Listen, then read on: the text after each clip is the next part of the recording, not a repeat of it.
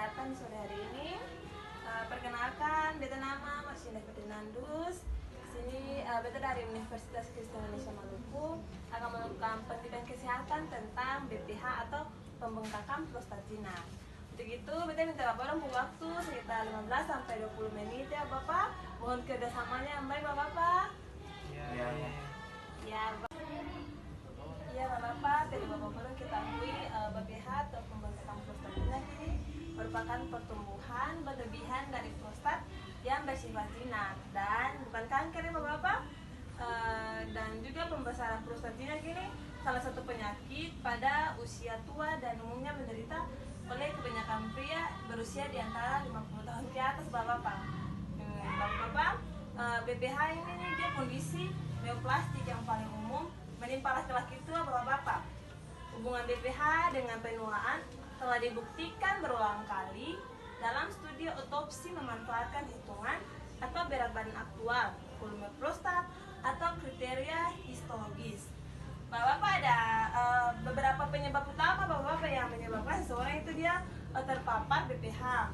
Penyebab utama ini dapat berupa perubahan aktivitas hormon yang berhubungan dengan usia. Ya Bapak, selain peningkatan kadar dihidrotestosteron itu dan proses penuaan, ada pun beberapa hipotesis yang diduga sebagai penyebab timbulnya BPH Bapak. Ada 4. Yang pertama, adanya perubahan keseimbangan antara hormon testosteron dan estrogen pada usia lanjut. Kemudian peran faktor pertumbuhan sebagai pemicu pertumbuhan stroma kelenjar prostat. Yang ketiga yaitu meningkatnya lama hidup sel-sel prostat karena kekurangan sel yang mati.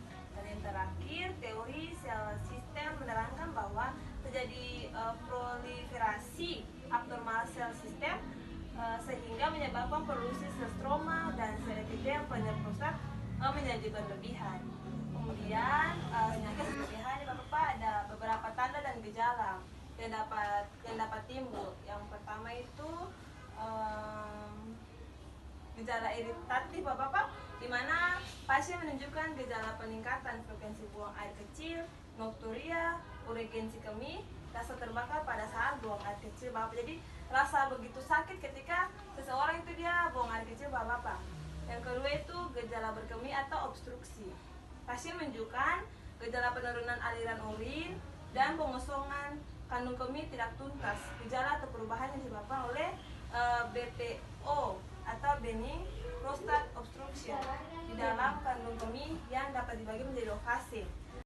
Fase awal yang ditandai dengan obstruksi yang dikompensasi oleh peningkatan aktivitas otot detrusor yang mengakibatkan pengosongan kandung kemih tidak tuntas, dan fase kedua ditandai dengan pengurangan aktivitas dan kontraktivitas detrusor.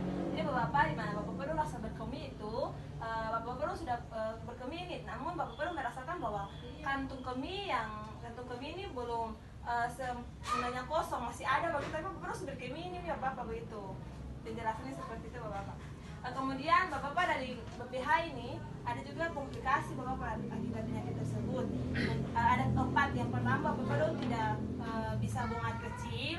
Yang kedua, mengalami ISK atau infeksi saluran kemih. Kemudian kerusakan kandung kemih dan ginjal. Dan keempat itu penyakit batu kandung kemih. Bapak, penyakit BPH ini dapat diobati ya Bapak. Yang ada 3 Bapak. Yang pertama, perlu mesti waspada.